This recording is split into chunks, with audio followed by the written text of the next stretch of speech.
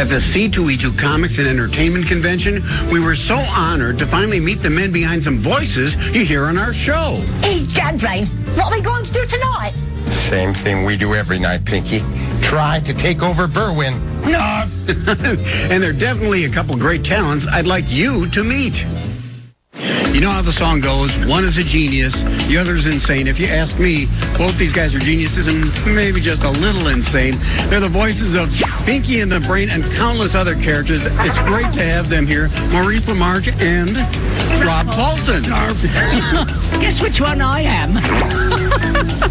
It's so cool. We love all the stuff you guys do, and so many different things. I'm a big fan of Futurama. Well, more boys, please, yet sticky to hear that. And, of course, I love Yakko, but Pinky, oh, my God. He's always been a favorite of my entire family. Is that right? I'm so sorry about that. You must have had such high hopes for them. No, honest to God, thank you so much, A, for having us on. And it is not lost on either the Brain nor myself the fact that we are in the presence of a full-blown icon. This is a big deal. No, it is. No, we were talking to some of your lovely folks. Dude, you've had a gig that pretty much any one of your audience members would trade in a heartbeat for 40 years. Congratulations. That's fantastic. That's so nice of you. You know, the thing that's funny is you do a lot of voices that I don't think anybody else does. Like you do Vincent Price. Good evening and welcome to Mystery.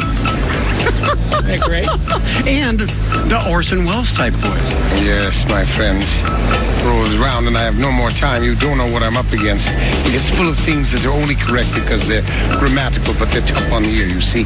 This is a very wearying one. It's unpleasant to read. Unrewarding.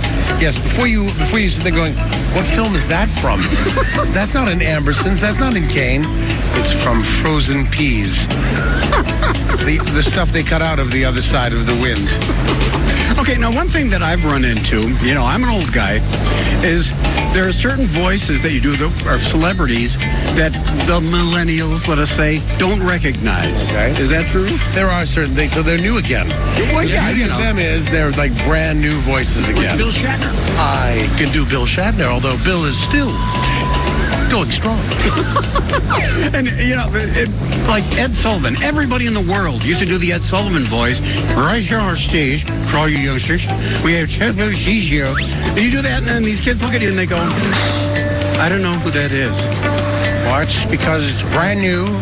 It's a new character I just made up. The only impression I do, which morphs suspiciously into a depression, is Christopher Walken, because it's my version of The Walking Dead, and that's the only one I do, because when I'm in the presence of greatness, I don't ever have enough cowbell. The other thing that's cool is you've been two different Ninja Turtles over a span of time. Thank you, pal. That's the best part about our gig, is that no one cares what we look like. I was Raphael when you were a wee child, and all of your guys back here, it's so good. Look at their faces. Isn't this the greatest? That's the best part of what we do. Watch this. All I have to do is say, Cowabunga! Isn't it every one of them? Is one of you writing a book? I am. Actually, and thank you for talking about that. I'm coloring a book currently, but he's Maurice writing a book. actually plays a big part in the book. I wrote a book which will be out this October, and you can actually pre-order it now on Amazon, and it's called Voice Lessons. But it is not about, well, I was this, and then I did that, and then I did that. I had, 3 years ago at this very day, I was undergoing treatment for stage 3 throat cancer.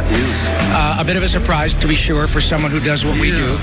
But what I learned along the way as a result of things like Ninja Turtles and Pinky and the Brain, and having people who are world-class actors but become blood brothers, is the extent to which these characters help so many people, and often their children, get through impossible circumstances. And I know you've dealt with that too. Sure. You've had many people say, hey, dude, would you please call my brother? He's really struggling.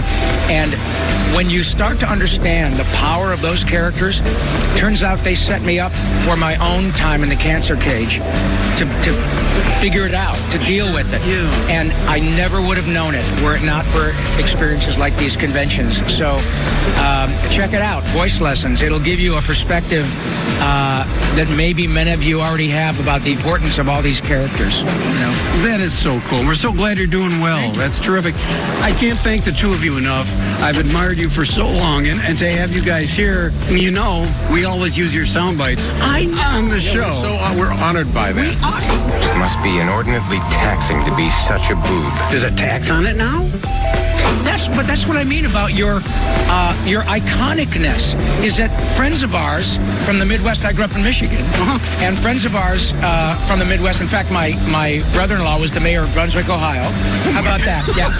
So I have friends in Pennsylvania, Michigan, Ohio, United States, Canada, Mexico, all over the place. And sorry, Brian, I can't help myself. And they call up and say, dude, you guys are on Svengoolie. That's huge, man. Thank you. That's so cool. And thank you for taking the time to do this. And Oh, yeah. you're not going to charge us for using your voices, are you?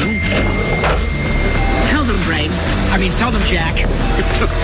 I'm thinking it over. Now cut that out. How about that? And all I can say to your question is, no, and I mean that.